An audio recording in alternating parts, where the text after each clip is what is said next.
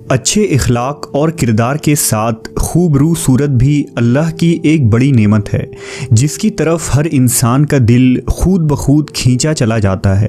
اس لیے باطنی حسن کے ساتھ اللہ نے اپنے تمام پیغمبروں اور رسولوں کو ظاہری حسن کی دولت سے بھی نوازا تھا۔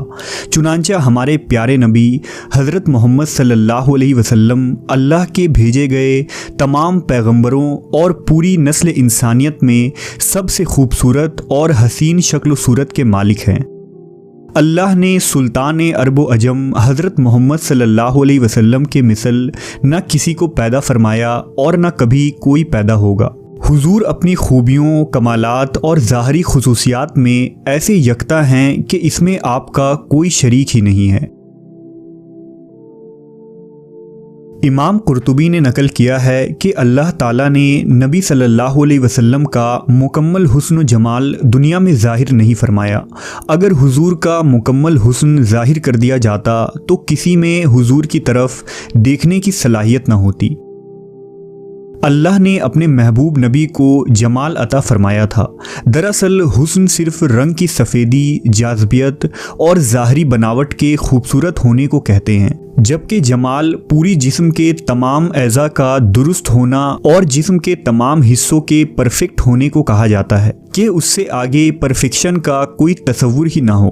لہٰذا اللہ نے محمد صلی اللہ علیہ وسلم کو حسن اور جمال دونوں میں اعلیٰ ترین مقام عطا کیا تھا، اور جسے ہم پرفیکٹ پرسنالٹی کہہ سکتے ہیں۔ اس حقیقت کو شاعر مشرق علامہ اقبال نے یوں بیان کیا ہے کہ دنیا کے ہر رنگ و بو میں جہاں بھی نظر دوڑائیں، اس کی مٹی سے جو بھی حسن و چمک ظاہر ہو رہی ہے وہ یا تو محمد صلی اللہ علیہ وسلم کے نور سے چمک دمک رکھتی ہے یا ابھی تک محمد صلی اللہ علیہ وسلم کی تلاش میں ہے۔ احادیث کی کتابوں اور صحابہ کرام کے اقوال سے یہ پتہ چلتا ہے کہ حضور کے جسم مبارک کے تمام حصوں میں مکمل تناسب پایا جاتا تھا۔ اللہ نے اپنے محبوب کو تمام عیب اور نقص سے پاک رکھا تھا۔ حضور سر سے پاؤں تک ایک مثالی شخصیت تھے۔ صحابہ کرام ہمیشہ حضور کی ظاہری شخصیت اور خوبصورتی کی تعریفیں، مدح اور شاعری کیا کرتے تھے، جو تاریخی کتابوں میں بھری پڑی ہیں، جن میں شاعر اسلام حضرت حسان بن ثابت رضی اللہ تعالیٰ عنہ کا ایک مشہور شعر ہے جس کا ترجمہ کچھ یوں ہے: یا رسول اللہ، آپ سے زیادہ حسن و جمال والا میری آنکھوں نے کبھی کسی کو دیکھا ہی نہیں، اور آپ سے زیادہ جمیل کسی عورت نے جنا ہی نہیں۔ حضرت ابو ہریرہ، انس ابن مالک، عبداللہ ابن عمر، کعب بن مالک، جابر بن عبداللہ اور حضرت برا بن عازب رضی اللہ تعالیٰ عنہ نے حضور کی خوبصورتی اور جسمانی بناوٹ و حلیہ کو جس طرح بیان کیا ہے، اگر ان تمام روایتوں اور اقوال کو ایک جگہ جمع کیا جائے تو وہ کچھ یوں ہے: حضور کے جسم مبارک کا رنگ گورا سفید تھا، گویا ایسا معلوم ہوتا تھا کہ آپ کا بدن چاندی سے ڈھال کر بنایا گیا ہو۔ حضور کا جسم نہایت ہی نرم و نازک تھا، جس سے ایک خاص قسم کی خوشبو آتی تھی۔ صحابہ کہتے ہیں کہ حضور کے جسم کی خوشبو سے زیادہ اچھی ہم نے کبھی کوئی خوشبو نہیں سونگھی، یہاں تک کہ حضور کے جسم مبارک سے گرنے والے پسینے کو ہم جمع کر لیا کرتے اور اسے بطور عطر استعمال کرتے تھے۔ لہٰذا حضرت انس کی والدہ بی بی ام سلیم رضی اللہ تعالیٰ عنہا حضور کے لیے ایک چمڑے کا بستر بچھا دیتی تھیں اور حضور اس پر دوپہر کو لیٹ کر آرام فرمایا کرتے۔ لہٰذا آپ کے جسم مبارک کے پسینے کو وہ ایک شیشی میں جمع فرما لیتی، پھر اسے ایک خوشبو میں ملا لیا کرتی۔ اس لیے حضرت انس نے وصیت کی تھی کہ میری وفات کے بعد میرے بدن اور کفن میں وہی خوشبو لگائی جائے جس میں حضور کے جسم مبارک کا پسینہ ملا ہوا ہو۔ حضور سر کے بال رکھنا پسند فرماتے تھے۔ آپ صلی اللہ علیہ وسلم ہمیشہ پٹے رکھا کرتے تھے۔ کبھی آپ کے بال آدھے کانوں تک رہتے، کبھی کانوں کے لو تک اور کبھی کندھوں کے قریب تک رہتے۔ اگر سر کے بالوں میں مانگ نکل آتی تو اسے رہنے دیتے، ورنہ مانگ نکالنے کی کوشش فرماتے۔ حضور اپنے سر اور داڑھی میں ایک روز درمیان دے کر کنگھا کیا کرتے تھے۔ آپ اکثر سر میں تیل لگاتے اور سر پر ایک کپڑا ڈال لیا کرتے۔ آخری عمر تک حضور کے بال بہت کم سفید ہوئے تھے اور آپ کے داڑھی مبارک میں صرف 17 عدد سفید بال تھے، اس لیے آپ نے کبھی خضاب نہیں لگایا، البتہ آپ کبھی کبھی مہندی کا خضاب لگانا پسند فرماتے تھے۔ آپ کے بال نہ بالکل گھنگریلے تھے نہ بالکل سیدھے، بلکہ درمیانی کیفیت کے تھے۔ حضور نے حجۃ الوداع میں جب اپنے بال اتروائے تو وہ صحابہ میں بطور تبرک تقسیم ہوئے۔ بی بی ام سلمہ نے ان بالوں کو ایک شیشی میں رکھ دیا تھا، اور جب کسی شخص کو نظر لگ جاتی یا کوئی مرض ہوتا تو آپ اسی شیشی کو پانی میں ڈبو کر دیتی تھیں اور اس پانی سے شفا حاصل ہو جاتی۔ حضور کا چہرہ مبارک نہایت ہی پرنور اور خوبصورت تھا، نہ زیادہ گول تھا اور نہ زیادہ پھولا ہوا۔ آپ کے دانت مبارک آبدار موتیوں کے مانند تھے، جو سفید چہرے کے ساتھ چمکتے تو یاقوت کے موتی کی طرح لگتے تھے۔ حضور کی آنکھیں بڑی، سیاہ اور سرمگی تھیں، جن میں سرخ ڈورے تیرتے دکھائی دیتے۔ جب حضور کی طرف کوئی نظر کرتا تو یوں سمجھتا کہ آپ کی آنکھوں میں سرما لگا ہے، جبکہ آپ کے آنکھوں میں سرما موجود نہ ہوتا تھا۔ پیشانی مبارک کشادہ تھیں، بھویں باریک اور گھنی تھیں، اور دونوں بھویں اس قدر قریب تھیں کہ دور سے دونوں ملی ہوئی معلوم ہوتی تھیں، اور ان دونوں بھوؤں کے درمیان ایک رگ تھا جو غصے کے وقت ابھر جاتا تھا۔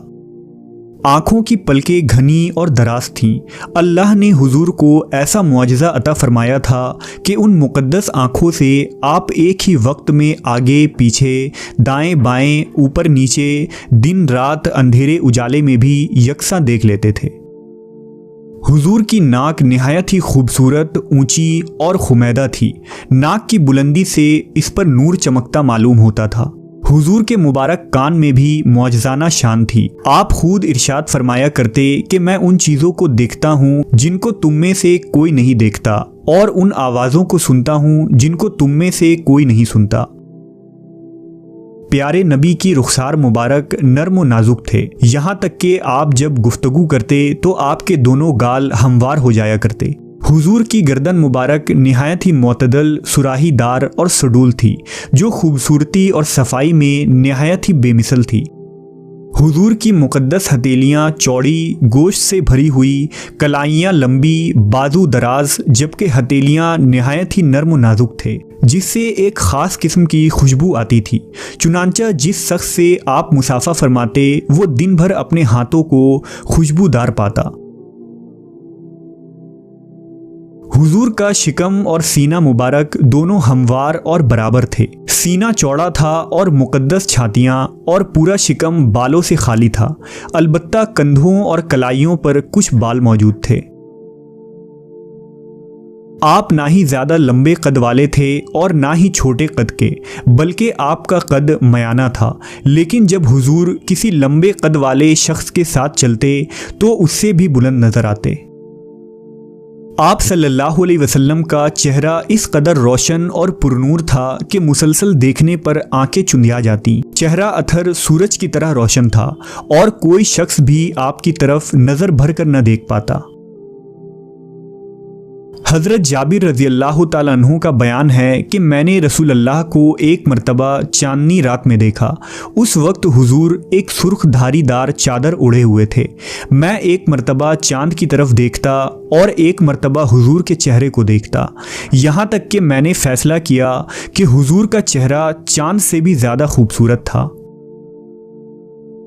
ام المومنین حضرت عائشہ فرماتی ہیں کہ مصر والے اگر میرے محبوب کے رخسار مبارک کے اوصاف سن لیتے تو حضرت یوسف کی قیمتیں لگانا بھول جاتے، اور زلیخا کو ملامت کرنے والی عورتیں اگر میرے محبوب کی پیشانی کو دیکھ لیتیں تو ہاتھوں کے بجائے اپنے دل کاٹنے کو ترجیح دیتیں۔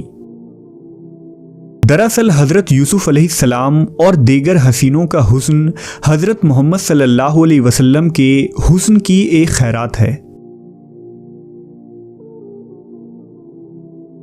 حافظ ابن حجر لکھتے ہیں کہ ہر ایمان والے کا یہ عقیدہ ہونا چاہیے کہ اللہ نے نبی صلی اللہ علیہ وسلم کے بعد کسی کو بھی آپ کی طرح تخلیق نہیں فرمایا ہے، اور نہ آپ کے بعد کوئی آپ کے مثل پیدا ہوگا۔ کسی شخص کا ایمان اس وقت تک مکمل نہیں ہو سکتا جب تک وہ یہ تسلیم نہ کر لے کہ حضور کی ذات ظاہری اور باطنی کمالات ہر انسان سے بڑھ کر ہے۔